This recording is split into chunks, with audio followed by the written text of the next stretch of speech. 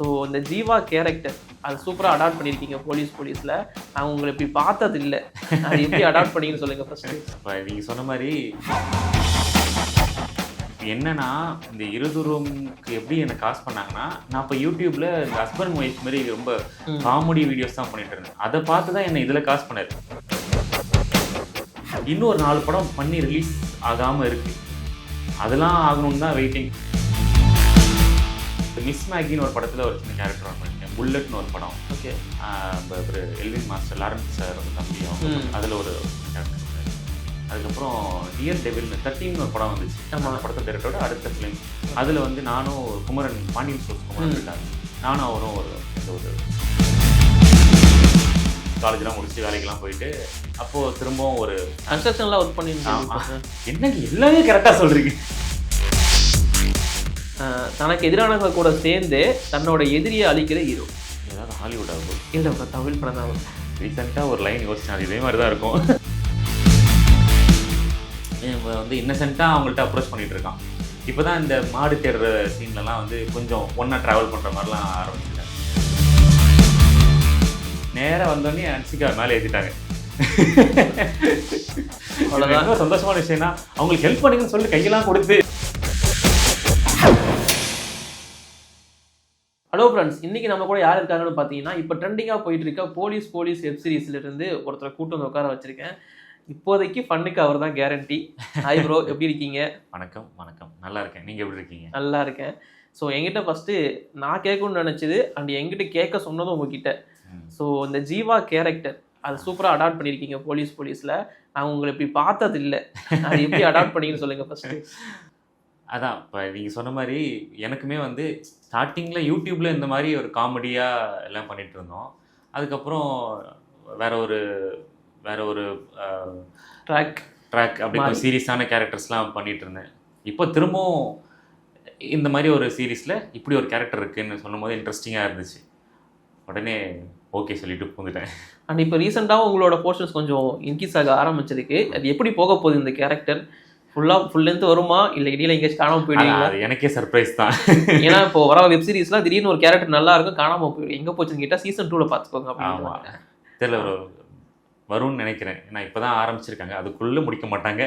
Okay, கண்டிப்பாக கொண்டு போவாங்க. முக்கியமாக இந்த மாடு தேடுற அந்த எபிசோட்லாம் வந்து நீங்கள் ரொம்ப சூப்பராகவே ஸ்கோர் பண்ணியிருந்தீங்க. ஸோ நிறைய ஆக்டர்ஸ் இருக்காங்க ஆக்சுவலி ஸ்டார் காஸ்ட்டாக பார்க்கும்போது. ஸோ செந்திலனால் ஆரம்பித்து ஜெய்சீலன் ப்ரோ, பழுவிக்கரசி அவங்களாம் இருக்காங்க நினைக்கிறேன். ஸோ எப்படி இதெல்லாம் மேனேஜ் பண்ணி எப்படி போயிட்டுருக்கு?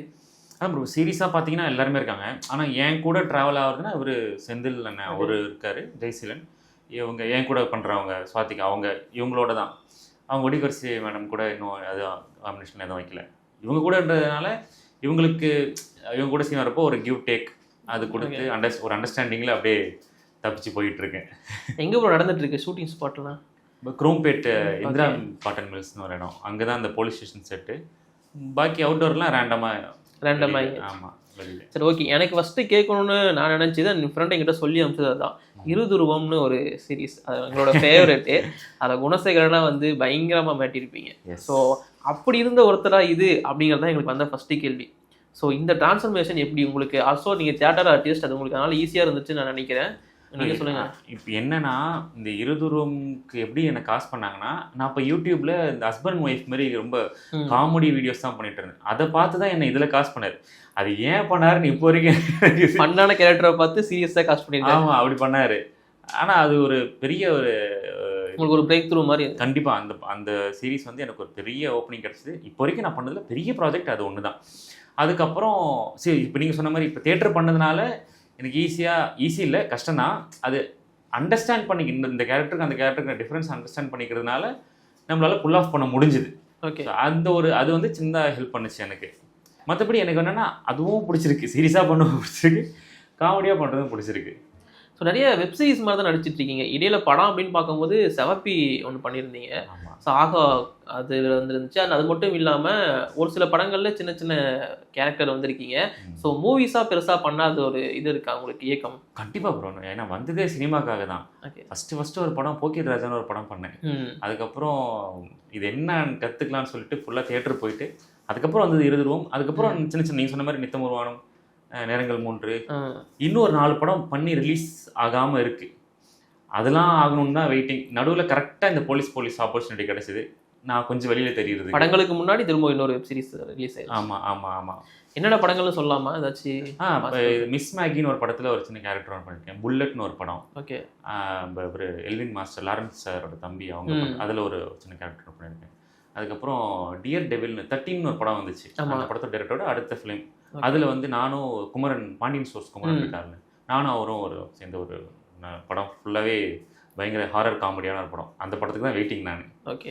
ஸோ இந்த போலீஸ் கேரக்டர் நடிக்கிறான்னு சொன்னதுக்கப்புறம் ஏதாச்சும் பாடி ரெடி பண்ணீங்களா அதுக்காக உடம்பு? ஸோ இல்லை ப்ரோ, இதோட டேரக்டர் வந்து கோனன்னு சொல்லிட்டு ஒருத்தர் இருந்தார். ரைட்டர் டேரக்டர் 25th எபிசோட் வரைக்கும் அவர் தான் இருந்தார். அவர் வந்து என்னை வந்து யூடியூப் டைமில் பார்த்துருக்காரு. இப்போ ரீசெண்டாக இந்த சீரிஸ் ஆரம்பிக்கிறதுக்கு முன்னாடி பார்க்கப்போ நான் நல்லா வெயிட் லாஸ் பண்ணியிருந்தேன். அவர் பார்த்துட்டு, ப்ரோ உங்களுக்கு நடுவில் பார்த்தேன் பெருசாக இருந்தீங்க, இப்போது கம்மியாக இருக்கிறீங்க, நம்ம ஒரு ஸ்க்ரீன் டெஸ்ட் லுக் டெஸ்ட் பண்ணி பார்க்கலாம் அப்படின்னு சொல்லி தான் உள்ளே வந்தேன் நான். இல்லைனா ஃபோன் அமைச்சிருப்பாங்க முன்னாடி. இல்லை, கான்ஸ்டபிளுக்கு ஃபிட்டாக இருக்கணும்னு அவசியம் இல்லை, கொஞ்சம் ஃபன்னி கேரக்டருங்கிறதுனால அப்படி இருந்தால் கூட ஓகே தானே. ஆனால் அவங்களுக்கு அந்த புதுசாக வேலைக்கு சேர்ந்த அந்த ஒரு ஃபிசிக் அது இருந்தால் போதும் எதிர்பார்த்தாங்க போல். அது நம்மள்ட்ட இருந்துச்சு. இந்த சினிமா எங்கே ப்ரோ ஆரம்பிச்சது உங்களுக்கு? இந்த சினிமா ஆசை இல்லை இந்த கெரியர் எங்கே ஆரம்பிச்சது உங்களுக்கு? ப்ரோ இது என்னன்னா, நான் 12th படிக்கிறப்ப என் கூட இருந்த கும்பல் எல்லாமே இந்த சினிமா சம்மந்தமாக டைரக்ஷன் ட்ரை பண்ணிட்டு இருந்தவங்க எல்லாருமே. ஓகே. எல்லாருமே நாளை இயக்குனர் அந்த அந்த அந்த செட்டில் இருந்து இப்போ எல்லாம் அடுத்த படங்களுக்காக ஒர்க் பண்ணிட்டு இருக்காங்க. அவங்க வந்து கரெக்டாக மீடியா காலேஜ் விஷுவல் கம்யூனிகேஷன் போகும்போது நம்மளால பண்ண முடியல. அப்புறம் வேலைக்கெல்லாம் படித்து காலேஜ்லாம் முடிச்சுட்டு வேலைக்கெல்லாம் போயிட்டு அப்போது திரும்பவும் ஒரு கன்ஸ்ட்ரக்ஷன்லாம் ஒர்க் பண்ணியிருக்கேன். என்னங்க எல்லாமே கரெக்டாக சொல்கிறீங்க, ரொம்ப சந்தோஷமா இருக்கு. ஏதாச்சும் ரிசர்ச் பண்ணிட்டு வரணும்ல நான் பேச. சூப்பர். ஆமாம், 4 வருஷம் சைட் இன்ஜினியராக இருந்தேன் சென்னையில். ஓகே. இந்த ரெசிடென்ஷியல் பில்டிங்லாம் பண்ணியிருக்கேன். அப்போது கம்பெனி ஷிஃப்ட் ஆகும்போது சின்ன பில்டர்கிட்ட இருந்தேன். பெரிய கம்பெனிக்கு போகும்போது பெருசாக வேலை கிடைக்கல, தேடிக்கிட்டே இருக்கிற போது அப்போ எங்கள் வீட்டில் வந்து சொன்னாங்க, இந்த மாதிரி பண்ணணும்னு ஐடியா இருந்துச்சுலாம், ட்ரை பண்ணிப்பாரு அப்படின்னா. அப்படி தான் கூத்துப்பட்டறைக்குள்ளே போய் தியேட்டர். ஓகே. அப்படியே சின்ன படம். அதான் ஒர்க்கில் இருந்து விட்டுட்டு அதுக்கப்புறமா சினிமா அப்படிங்கும் போது வீட்டில் கண்டிப்பாக ஏதாச்சும் சொல்லியிருப்பாங்க. சப்போர்ட் எப்படி இருந்துச்சு ஃபேமிலி சைடு இருந்து? அதான் அவங்க நீ பண்ணு, நான் ஹெல்ப் பண்ணுறேன். ஓகே. இப்போ வரைக்கும் அவங்க தான் பண்ணிட்டு இருக்காங்க. அதான் அது பெரிய விஷயம் கண்டிப்பாக. ஏன்னா நீங்கள் நல்லா ஒர்க் பண்ணிட்டு இருக்கீங்க, அதை விட்டுட்டு நான் சினிமாக்குள்ளே போகிறேன் அப்படின்னு சொல்லும்போது எந்த ஃபேமிலியாக இருந்தாலும் எதிர்ப்பு தான் தெரிவிப்பாங்க. அவங்க சப்போர்ட் பண்ணதே பெரிய விஷயம் நினைக்கிறீங்க. ஃபர்ஸ்ட் நீங்கள் ஸ்க்ரீனில் நடிச்சது ஞாபகம் இருக்கா உங்களுக்கு? இருக்கு. செப்டம்பர் 15, 2015. சூப்பர். செப்டம்பர் 15, 2015. ஸோ அந்த டேட் ஈஸி ஞாபகம் வச்சிருக்கீங்க. ஏதாவது எந்த சீன் ஞாபகம் இருக்கா உங்களுக்கு? Scene dialogues? போக்கிரி ராஜா படத்தில் இந்த டேங்கர் லாரி இருக்கும், ஃபஸ்ட்டே ஷூட். அதுதான் ஹன்சிகா கூட காம்பினேஷன் சொல்லிட்டாங்க. நாங்கள் ஒரு 5 பேர் இருக்கோம். ஓகே. 3 பசங்க 2 பொண்ணுங்க. எல்லாருமே அந்த ஒரு ஆர்டிஸ்ட் கூட அந்த ஃபஸ்ட்டு அவங்க முகத்தை காட்டணுன்ற ஒரு இது இருக்கும்ல.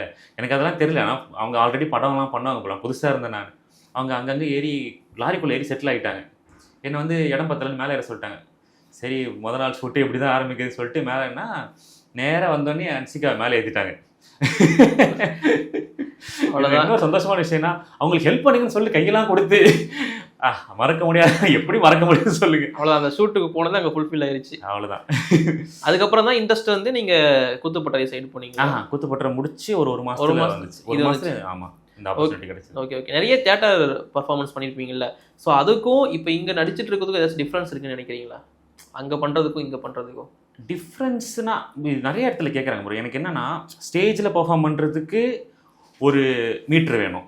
ஓகே. கேமராக்கு பெர்ஃபார்ம் பண்ணுறதுக்கு ஒரு மீட்ரு வேணும். ஏன்னா ஸ்டேஜ்லேருந்து நீங்கள் ஆடியன்ஸுக்கு ரீச் பண்ணணும். இங்கே நீங்கள் கேமராவில் க்ளோஸுக்கு ஒய்டுக்கு அதுக்கேற்ற மாதிரி நீங்கள் அடாப்ட் பண்ணி நீங்கள் பெர்ஃபார்ம் பண்ண போகிறீங்க. அவ்வளோதான். மற்றபடி அண்டர்ஸ்டாண்டிங் தான். எந்த மீடியமில் பண்ணுறோன்ற அண்டர்ஸ்டாண்டிங் இருந்துச்சுனாலே போதும். அது நிறைய பேர் சொல்லுவாங்க, தேட்டர் பண்ணால் ஓவர் ஆக்ட் பண்ணுறாங்க, அவங்க ரியலாக பண்ண ட்ரை பண்ணுவாங்க. அது இப்போ எல்லாம் மாறிடுச்சு, ரொம்ப மாடர்ன் ஆகிடுச்சு ப்ரோ. இப்போ எல்லாருமே வந்து கேமராக்கு அடாப்ட் பண்ணி தான் பண்ணுறாங்க. அது வந்து தேட்டரில் என்ன ஹெல்ப் எனக்கு என்ன ஹெல்ப் பண்ணுச்சுன்னா, ஒரு ஈஸியாக நம்ம ஒரு கேரக்டருக்குள்ளே அந்த கேரக்டர் புரிஞ்சுக்கிறதுக்கு, நம்ம என்ன தேவையோ அதுக்குள்ளே மட்டும் இம்ப்ரூவைஸ் பண்ணுறதுக்கு, தாண்டி போகாமல் ஓவர் டூ பண்ணாமல் இருக்கிறதுக்கு எனக்கு இந்த கேரக்டருக்கு இந்த மீட்டர் தான் அதை ஃபிக்ஸ் பண்ணுறது. இம்ப்ரூவைஸ் பண்ணாலும் அதுக்குள்ளேயே போயிட்டு வந்துடலாம். வெளியில் போகிறதுக்கான அவசியம் இருக்காது உங்களுக்கு. அது புரிஞ்சுப்பீங்க நீங்களே. அது எனக்கு ஹெல்ப் பண்ணுச்சு தேட்டர் பண்ணதில். இப்போ இந்த போலீஸ் வெப் சீரிஸ்க்கு அப்புறமா ஃபன்னான கேரக்டர்ஸ் நிறைய வந்திருக்கும்னு நான் நினைக்கிறேன் உங்களுக்கு இதை பார்த்துட்டு. ஸோ ஏதாச்சும் அப்ரோச் பண்ணாங்களா? இப்போ வரைக்கும் இல்லை, இப்போ வரைக்கும் இல்லை, பண்ணுங்க கண்டிப்பா. ஏன்னா இந்த ஒரு செபாஸ்டியன் எல்லாருக்கும் பிடிச்சிருக்குன்னு நான் நினைக்கிறேன், அந்த ஃபன்னி சைடு. ஸோ மேபி நீங்கள் இப்போ தான் அது வந்து இந்த சீரீஸில் தான் கொஞ்சம் வெளியே கொண்டு வர மாதிரி இருக்கு. நீங்கள் யூடியூப் சீரிஸ் நிறைய பண்ணியிருந்தாலுமே ஒரு பிக் லான்ச்சாக பார்க்கும்போது இது கொஞ்சம் நல்லா இருக்கு. இதுதான் ஆமாம், இதுதான் போலீஸில் தான் என்ன இந்த மாதிரி ஒரு கேரக்டராக என்ன நான் ப்ரொஜெக்ட் பண்ணிக்கிட்டது பெரிய பிளாட்ஃபார்மில் இதுதான். Okay, super bro. ஸோ எனக்கு இந்த கேரக்டர் பர்டிகுலராக பண்ணணும் அப்படி ஏதாச்சும் ஆசை இருக்கா? எப்பயுமே எனக்கு நெகட்டிவ் ரோல் பண்ணுறது தான் ஃபஸ்ட்டு ப்ரையாரிட்டி. அப்படிலாம் சொல்லக்கூடாது, இல்லை பண்ணும் வேணும் பண்ணல ஃபஸ்ட்டு அதான் ஆப்ஷன். இப்போ இதோட ரெஸ்பான்ஸ் நல்லா இருக்குது, அதனால் இதுவும் ரெண்டுத்துல எது கிடைச்சாலும். ஆனால் ஒரு கமெடியனாக இல்லாமல் அந்த கேரக்டருக்கான ஒரு ஒரு காமெடி ஒன்று இருக்கும்ல, அதை புரிஞ்சுக்கிட்டு பண்ணணும். அந்த மாதிரி இருந்தால் தாராளமாக பண்ணலாம். ஒரு சில டிஸ்ஆர்டர் கொஸ்டின்ஸ் எடுத்து வச்சிருக்கேன், அவங்ககிட்ட கேட்டுடுறேன். கேம்ஸ் இதுக்கு தான் வெயிட்டிங். ஆமாம். அப்புறம் சூர்யா வெஸ் விக்ரம் மூவிஸ், சாமியா சிங்கம்மா? சாமி. கஜினியா ஐயா? கஜினி. அயனா அன்னியனா? அன்னியன். ஓகே. நந்தாவா தில்லா? நந்தா. வேலா தூளா? வேல். வாரணமாயிரமா தெய்வ திருமகளா? வாரணமாயிரம். இவ்வளோ ஈஸியாக சொல்லிட்டீங்க, நான் இதெல்லாம் கஷ்டமா இருக்குன்னு நினைச்சு எடுத்துனேன். இதெல்லாம் எனக்கு பிடிச்ச படம். ஓகே. ஒரு அதே மாதிரி தனுஷ் சிம்பு, வல்லவனா இல்லை திருச்சிற்றம்பலமா? வல்லவன். காதல் அழிவதில்லை காதல் கொண்டேன். குத்து சுல்லா? குத்து.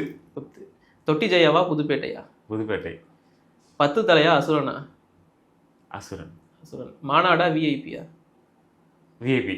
ஓகே. கோவிலா 3 ஆனா அப்புறம் இது வரைக்கும் நான் நிறைய பேர்ட்ட கேட்டிருக்கேன், இவ்வளோ வேகமா சொன்னதே இல்லை. இவங்க என்ன கேட்டு பாருங்க, இவ்வளோ வேகமா யாருமே சொன்னதே இல்லை ப்ரோ. நான் ஒரு மூவியை ட்விஸ்ட் பண்ணி கேட்குறேன், இல்லை கேரக்டர் ரிவீல் பண்ணுறேன், அதை நீங்கள் கெஸ் பண்ணுங்க. நல்லா படிச்சு இருந்தாலும் ஜாலிக்காக வேற ஒரு தொழில் பண்ணுற ஹீரோ. முதலில் ஆரம்பித்தாலும் ஹீரோவை லவ் பண்ண ஆரம்பிக்கிற ஹீரோயின். ஃபஸ்ட்டு முதல்ல ஆரம்பிச்சு அப்புறம் காதலாம் வரும். ஹீரோ பண்ணுறதெல்லாம் சுத்தமாக பிடிக்காத ஹீரோவோட அம்மா. ஹீரோ பண்ணுறது எதுவுமே ஹீரோவோட அம்மாவுக்கு பிடிக்காது. ஹீரோவோட நண்பன் சாவுக்கு காரணமாகிற வில்லன். மிஸ் அண்டர்ஸ்டாண்டிங்கால ஹீரோவை பிரேக்கப் பண்ணுற ஹீரோயின். ஓகே. தனக்கு எதிரானவங்க கூட சேர்ந்து தன்னோட எதிரியை அழிக்கிற ஹீரோ. ஏதாவது ஹாலிவுட்டா ப்ரோ? இல்லை ப்ரோ, தமிழ் படம் தான் வரும். ரீசெண்டாக ஒரு லைன் யோசிச்சேன், அது இதே மாதிரி தான் இருக்கும்.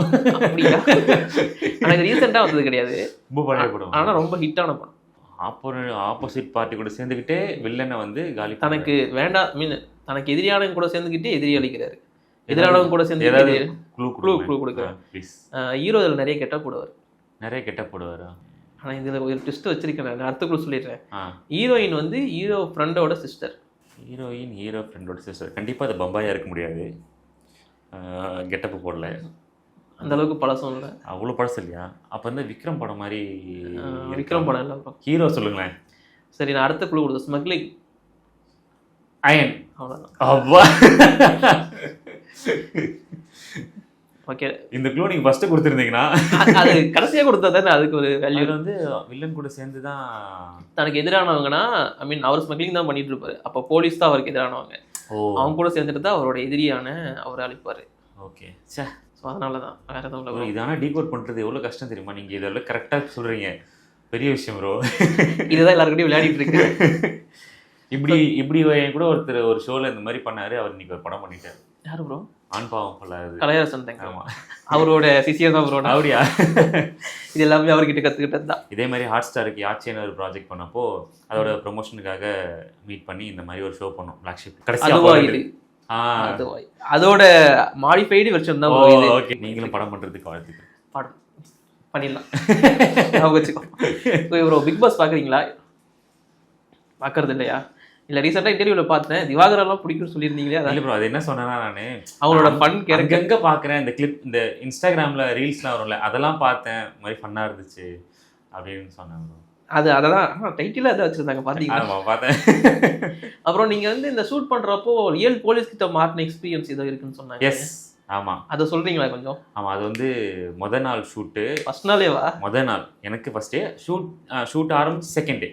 ஓகே, எனக்கு ஃபஸ்ட் டே ரோட்டில் வந்து நைட்டு ஒரு 7-8 இருக்குன்னு வச்சுக்கோங்களேன். எந்த ஏரியா வரும்? குரோப்பேட்டில் தான். Okay okay. ஷூட் ஹவுஸ் இங்கே இருக்குன்னு, அந்த காட்டன் ஹிந்தா மில் இங்கே இருக்குன்னா அதுக்கு அப்படியே வெளியில் கேட் வெளியில் ஆட்டோவில் ஏறி அப்படி போய் இறங்கணும், அவ்வளோதான். இப்படி ஆட்டோவில் ஏறுறதுக்குள்ளே மஃப்டியில் 2 போலீஸ் வந்து என்ன பண்ணுற அப்படின்னாங்க. நான் அந்த பக்கம் நின்றுருந்தேன், இங்கே வா, எந்த யார் நீ அப்படின்னாங்க. ஏஆர்னா அப்படின்னா இந்த ஸ்டேஷன் தாங்க. இல்லை சார் ஷூட்டிங் ஆட்டோவில் ஏற்றிட்டாங்க, என்ன எல்லாரையும் ஏற்றிட்டு ஸ்டேஷனுக்கு கூட்டு போய் கொஞ்ச நேரம் வச்சு பேசிட்டு அப்புறம் பை பை. ஆமாம், அதுக்கப்புறம் அனுப்பிச்சு விட்டு அதுக்கப்புறம் இவங்க டீம்லேருந்து எல்லாம் வந்துட்டாங்க. எல்லாம் வந்து இபி எல்லாம் வந்து உடனே நீங்கள் கிளம்புங்க நாங்கள் பேசிக்கிறோம்னு சொல்லிட்டு என்ன. ஓகே ப்ரோ, செந்தில் அண்ணா பற்றி ஷேர் பண்ணுங்க ப்ரோ. செந்தில் அண்ணா வந்து நிறைய சீரியல்ஸ் பண்ணியிருக்காரு. அஸ் ஏ மூவியாக வந்து அவர் பெருசாக எதுவும் பண்ணதில்லை. இப்போ திரும்ப சீரியஸில் கம்பேக் கொடுத்துருக்காரு. எப்படி பண்ணிட்டு இருக்காரு செந்தில் அண்ணா? அப்புறம் அவர் வந்து நான் ஸ்கூல் காலேஜ் படிக்கிற டைம்லேயே நாம படிக்கும் ஆர்ஜே அப்போல்லாம் அந்த ஸ்பீக்கர் ஹெட்ஃபோன்ஸ் சொன்னா ஸ்பீக்கர் பார்க்க விடல, அதில் சொருவி ஹாஸ்டல் ஃபுல்லாக பாட்டு கேட்டுட்டு இருப்போம். அப்போவே அவர் வந்து வெரி ஃபேமஸான ஒரு ஆர்ஜே. அவரோட எக்ஸ்பீரியன்ஸ் ஷேர் பண்ணுறாரு ப்ரோ. அதுவே ஒரு பெரிய ஆமாம் இதுவாக இருந்துச்சு. எனக்கு சீன் வர்றப்போ சம்டைம்ஸ் நான் எங்கேயாச்சும் அதில் ஏதாச்சும் யோசிக்காமல் இம்ப்ரோவைஸ் பண்ண சான்சஸ் இல்லாமல் தான் அவர் ஒரு இன்புட் கொடுப்பார். இப்படி பண்ணுறா, இது நல்லாயிருக்கும், ட்ரை பண்ணி பாருன்னு. அது நிறைய இடத்துல ஒர்க் அவுட் ஆகிருக்கு. ஸோ அவரோட எக்ஸ்பீரியன்ஸ் ஷேர் பண்ணுறது எனக்கு கிடைச்சது வந்து ஒரு நல்ல ஆப்பர்ச்சுனிட்டி இருந்துச்சு இந்த சீரீஸில். அப்புறம் முரளி ஜெய்சீலன். ஜெய்சீலன் அவன் ஜாலி. நாங்களும் ஒரே ஏஜ் குரூப்பில், அதனால் அப்படியே ஈஸியாக செட் ஆகிடுச்சு. ஓகே ப்ரோ, உங்களுக்கு ஒரு லவ் ட்ராக் ஒன்று போயிட்டு இருக்கேன், அதை பற்றி சொல்லுங்க. அது எப்படி கண்டினியூ ஆக போகுது? அது ஆரம்பத்துலேருந்தே அவங்க சீனியரு, அவங்கள வந்து ஒன் சைடாக ட்ரை பண்ணிட்டு இருக்கிற மாதிரி தான். வந்து இன்னசென்ட்டாக அவங்கள்ட்ட அப்ரோச் பண்ணிட்டு இருக்கான். இப்போ தான் இந்த மாடு தேடுற சீன்லலாம் வந்து கொஞ்சம் ஒன்றா ட்ராவல் பண்ணுற மாதிரிலாம் ஆரம்பிச்சிருக்காங்க. அந்த கேஸ் முடிஞ்சிருச்சு. இப்போ அடுத்தது இந்த லவ் வச்சு ஏதாச்சும் கொண்டு போனாங்கன்னா உங்களுக்கே தெரியலையா? சர்ப்ரைஸ், எல்லாமே சர்ப்ரைஸ். ஸ்கிரிப்ட் அப்போது சொல்லுவாங்க, அதை நடிச்சு கொடுத்துருவாங்க. முன்னாடி சொல்ல மாட்டாங்களா இது பண்ண போறோம், ரெடி ஆயிக்கோங்க, அந்த மாதிரிலாம் வராதா? இப்போ இந்த ஷெட்யூல் ஆரம்பிக்கிறாங்கன்னா அதுக்கு முன்னாடி இந்த ஸ்கிரிப்ட் வரும். ஷெட்யூல் பேஸ். இப்போ ஃப்ரீயா இருக்கீங்களா? ஷெட்யூல் இல்லை, இப்போ ஆரம்பிக்க போறாங்க ப்ரோ 15th அப்புறம். அதுக்குள்ள தான் எங்களுக்குள்ள இன்டர்வியூ கொடுத்துட்டு. ஆமா, every month second off. Bro நான் திரும்ப பழைய இடத்துக்கு போறேன். ஸோ இருதுருவம், எஸ், அதோட பயங்கரமான வில்லன் நீங்க தான். அதை கேட்டிங்கனால நான் குஷி ஆயிடுவேன். ஸோ அதை பத்தி சொல்லுங்க. அந்த கேரக்டரை ஃபஸ்ட்டு டீகோட் பண்ணலாம். ஏன்னா அது பயங்கரமா பயமுறுத்துறீங்க. ஃபர்ஸ்ட் ஆஃப் ஆல் அந்த சைக்கோத்தில் அதுக்கு வந்து ஒரு டெஃபினேஷன் இருக்கும், அவர் ஏன் அப்படி பண்றான் அப்படிங்கிற அந்த கேரக்டருக்கு. ஸோ அதுக்கேற்ற மாதிரி நீங்க பண்ணியிருப்பீங்க. அதுக்கு எப்படி அடாப்ட் ஆனீங்க? ஃபர்ஸ்ட் ஆஃப் ஆல் ஃபஸ்ட்டு எனக்கு ஹெல்ப் பண்ணது அந்த ஸ்கிரிப்ட். ரெண்டாவது டைரக்டர் பர்ஃபார்மன்ஸாக என்னை வெளியில் கொண்டு வந்தது அவர் தான். அப்புறம் எனக்கு இந்த கேரக்டர் இப்படி தான் பண்ணணும்னு ஒரு அண்டர்ஸ்டாண்டிங் வந்தது அந்த ஸ்கிரிப்டில் இருந்து. ப்ளஸ் ரெஃபரன்ஸுக்காக எனக்கு ஒரு கேரக்டர் காமிச்சு இப்படிலாம் இந்த கேரக்டர் பிஹேவ் பண்ணலாம், இது ரெஃபரன்ஸ் தான், இப்படி பண்ண வேணாம், இப்படி பண்ணலாம் அப்படின்னு ஒரு ஐடியா கொடுத்தாரு. அது வந்து எனக்கு ஒரு சின்ன ஒரு இது கொடுத்ததுக்கப்புறம் நானும் அவரும் டைரக்டர்கிட்ட வந்து ஒரு சீன் பண்ணுறதுக்கு முன்னாடியும் இது இவ்வளோ பண்ணலாமா, இப்படி பிஹேவ் பண்ணலாமா, இந்த எக்ஸ்பிரஷன் இந்த இடத்துல தேவையா அப்படின்ற மாதிரி சின்ன சின்ன விஷயமும் ரொம்ப சின்ன விஷயம் வந்து பார்த்து தான் கொண்டு வந்தார். எனக்கு வந்து அந்த வெப்சீரிஸ் பண்ணி முடிக்கிறப்போ எனக்கு ஒரு ஒரு தேட்டர் பண்ணிட்டு வெளியே வந்தால், ப்ரொடக்ஷன் முடிச்சுட்டு ஒரு 3-4 மாதம் முடிச்சுட்டு வெளியில் வந்தால் எப்படி இருக்குமோ அந்த ஒரு எக்ஸ்பீரியன்ஸ், ஒரு லெசன், நிறைய லேர்னிங்ஸ் அங்கேருந்து எனக்கு கிடைச்சிது. ஓகே, அந்த கேரக்டர் முடிச்ச உடனே அதுலேருந்து வெளியே வந்துட்டீங்களா, இல்லை அந்த அந்த அந்த மைண்ட் செட் அப்படி கண்டினியூ ஆச்சு? அது அவ்வளோதானே பயமுறுத்திருந்தீங்க இதில். அதான் அது அவரோட இதுதான், அவருக்கு கொடுத்த இன்புட்டை வாங்கி நம்ம அப்படியே கொடுத்தது. சீசன் 2க்குமே உங்களோட தான் மெயினாக இருந்திருக்கும், அது கண்டினியூ ஆகிறதுக்குமே சீசன் 2. ஆமாம், ஆனால் டைரக்டர் வந்து மாறிட்டாங்க. ஓகே, மாட்டாங்க. இதில் வந்து எனக்கு ஒரு பெரிய சேலஞ்சிங்காக இருந்ததுன்னா, இவன் வந்து ஒரு கால் ஷார்ட்டர். ஸோ அதுக்கான வாக்கு வந்து ரொம்ப நாளாக ப்ராக்டிஸ் பண்ணுறேன். கொஞ்ச நாளாக எனக்கு அந்த ப்ராப்ளம் ஆயிடுச்சு. ஓகே, அந்த ஹிப்பு லேட்டாக டில்ட் ஆகி இருந்துச்சு கொஞ்ச நாளைக்கு. அதுக்கப்புறம் மசாஜ் போய் சரி பண்ணி கேரக்டருக்காக இவ்வளோ மெனக்கடுறதே ஃபர்ஸ்ட் ஆஃப் ஆல் பெரிய விஷயம். வாய்ப்பு கிடைக்கிறதே பெரிய விஷயம். இன்னொரு விஷயம் என்னன்னா, அப்போ எனக்கு கார் ஓட்ட தெரியாது. Okay, character cab driver. ஆமாம், கேப் டிரைவர். எனக்கு ஓட்ட தெரியும்னு சொல்லிட்டேன். என்ன ஆகுது, மிஞ்சி போனால் இவ்வளோ பேர் இருப்பாங்க, நம்மளை சும்மா ஓட மாட்டாங்கன்னு சொல்லிட்டு ஓட்ட தெரியும்னு சொல்லிட்டேன். செட்டில் போய் தான் முதல்ல எனக்கு ஓட்டுறேன் நான். அதுக்கு முன்னாடி கார் தொட்டதே கிடையாது. எனக்கு இன்னொரு கேரக்டர் ரொம்ப பிடிச்சது வந்து செவப்பியில் வர அந்த கேரக்டர். அது ஞாபகம் இருக்கா உங்களுக்கு? எல்லாத்தையும் கேட்குறீங்களே, ரொம்ப சந்தோஷமா இருக்கு. ஏன்னா அந்த கேரக்டரும் ரொம்ப மைல்டாக இருக்கும். ஸோ அது எப்படி நீங்கள் அது அந்த ஆப்பர்ச்சுனிட்டி எப்படி கிடைச்சது உங்களுக்கு? அது வந்து மணின்னு சொல்லிட்டு ஒரு அசிஸ்டன்ட் டைரக்டர், அவர் தான் வந்து இந்த மாதிரி ஒருத்தர் இருக்காரு, ட்ரை பண்ணி பாருங்கன்னு சொல்லிட்டு டைரக்டர் சொல்லியிருக்காரு. கேமராமேனுக்கு பெருசாக என் மேலே உடன்பாடே இல்லை. ஏதோ யூடியூப் வீடியோ பார்த்துட்டு போல போகிறோம். ஆடிஷனுக்கு எல்லாரும் உட்காந்துருக்காங்க, கேமராமேன் இப்படி உட்காந்துருக்காரு, பண்ணுங்க அப்படின்ட்டு பண்ணேன். அவங்களுக்கு வந்து ஓகே பிடிச்சிருச்சு போல். பிடிச்சதுக்கப்புறம் நடுவில் வேற ஒரு கேரக்டருக்கும் ட்ரை பண்ணியிருக்காங்க, அந்த நெகட்டிவ் ரோலுக்கும் ட்ரை பண்ணுறதுக்காக பிளான் பண்ணாங்க. இல்லை வேண்டாம், இதே பண்ணலாம். Okay, super bro. இப்போ வந்து சீரிஸ் பண்ண ஆரம்பிச்சிட்டீங்க, படம் பண்ணிட்டு இருக்கீங்க, திரும்ப யூடியூப் நடிப்பீங்களா? பண்ணிட்டு தான் இருக்கு. இல்ல இப்ப பண்ணிட்டு இருக்கீங்க. என்ன மேட்டர்னா நடுவில் இந்த 22ல இருந்து 25 வரைக்கும் மெயின் ஸ்ட்ரீம் மட்டும் பண்ணலாம் ம். அப்படி சொல்லிட்டு படங்கள் ஒரு 4-5 படங்கள் போச்சு. இதுல வந்து பார்த்தா யூடியூப் பண்ணீங்களா எந்த சேனல் அப்படி ஒரு சேனல் தெரியாது. 4-5 பேட்ச் காலேஜ் பசங்க வெளியே வந்துட்டானுங்க. ஓகே. நம்மள யாருனே தெரியல. டிஜிட்டலி நம்மள சோஷியல் மீடியால நம்ம ஏதாவது ஒரு முகத்தை காமிச்சிக்கிட்டே இருக்கணும்ல. ஒரு படம் நடிச்சாலும் யூடியூப் இருக்காரு இவரு அப்படின்னு. இல்ல படம் வெளியில வந்துச்சுன்னா பிரச்சனை இல்லை, சொல்லிக்கலாம். படம் வரலையா, அப்போ நம்ம என்ன பண்றோம், இப்படி ஒருத்தர் இருக்காரான்னு தெரியல. அதுக்கு யூடியூப் வந்து ஹெல்ப் பண்ணுது இப்போ. அதனால பண்ண ஆரம்பிச்சுட்டேன், பண்ணிட்டு தான் இருக்கேன். Okay bro. ஏன்னா இப்போ நிறைய பேர் வந்து பார்த்தீங்கன்னா படத்துக்குள்ளே போயிட்டாங்க அப்படின்னா யூடியூப்ல இருந்தோ இல்லை சீரியல் இருந்தோ படத்துக்கு போயிட்டாங்கன்னா அங்கேயே தான் இருப்பாங்க.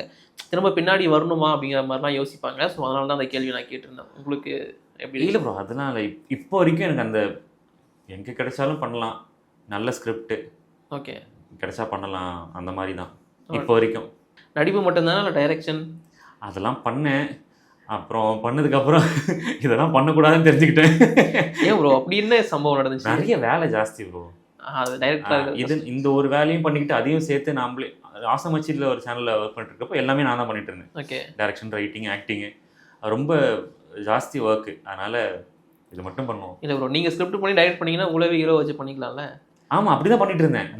நான் சொல்றது இப்போ படமாவே சொல்கிறேன். படமா தெரியல ப்ரோ.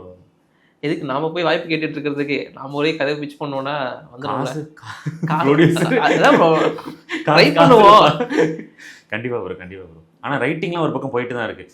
படமா ஒன்று ஸ்டார்ட் பண்ணி ரைட்டிங்காக போயிட்டு தான் ப்ரோ. Okay bro. இப்போ ரிலீஸ் ஆக ஒரு சில படங்கள் வெயிட் பண்ணுதுன்னு சொன்னீங்க. ஆமாம். வேற ஏதாச்சும் ப்ராஜெக்ட் இருக்கா இதுக்கப்புறம் பண்ண போகிறது? இப்போ வந்து மேட் இன் கொரியான்னு சொல்லிட்டு ஒரு படத்தில் ஒரு சின்ன கேமியோ பண்ணுறேன். நித்தமோரான் டைரக்டர் தான் பண்ணுறேன். ஓகே. அந்த படத்தில் சடனாக கூப்பிட்டாங்க, ஓகே பண்ணலாம்னு சொல்லிட்டு. நித்தமுறை ஆனோன்னு சொன்னதுக்கப்புறம் தான் போஸ்டர்லாம் நீங்கள் இருந்திருப்பீங்க. நீங்கள் குரு அவர்லாம் இருந்திருப்பாரு. அது அந்த எக்ஸ்பீரியன்ஸ் சொல்லுங்கள், எப்படி இருந்துச்சு அது? அதுதான் அப்போ வந்து யூடியூப் தான் பண்ணிட்டுருந்தேன். இப்போ இங்கேயும் நடிக்கிறோம், காசும் வருது, அதனால படம் பெருசாக யோசிக்காமல் விட்டேன். அப்புறம் தான் அடடா நம்ம படம் பண்ண வந்துட்டு என்ன வேறு ஏதோ பண்ணிக்கிட்டு இருக்கோம்னு சொல்லிட்டு தான் இது ஒத்துக்கிட்டேன். ஓகே சம்பளம் கம்மிங்கன்னா பரவாயில்லைங்க, ஆனால் கேரக்டர் சூப்பராக இருந்துச்சு. ஆனால் படமாக வரும்போது கச்சக் கச்சக் போயிடுச்சு. கட்டு எல்லாருக்கும் நடக்கிற அந்த சம்பவம் உங்களுக்கு நடந்திருக்கு. ஆமாம். So okay bro. ஸோ நீங்கள் வந்து இப்போ ஏதாச்சும் ஒரு யங்ஸ்டர் உள்ளே வரணும் அப்படின்னு நினச்சாங்கன்னா நீங்கள் என்ன அவங்களுக்கு அட்வைஸ் பண்ணுவீங்க? கமிட்மெண்ட், கன்சிஸ்டன்சி, அவ்வளோதான். ரெண்டு ரொம்ப முக்கியம். அவ்வளோதான். வரும் வராது, ஆனால் பண்ணிக்கிட்டே இருக்கணும்.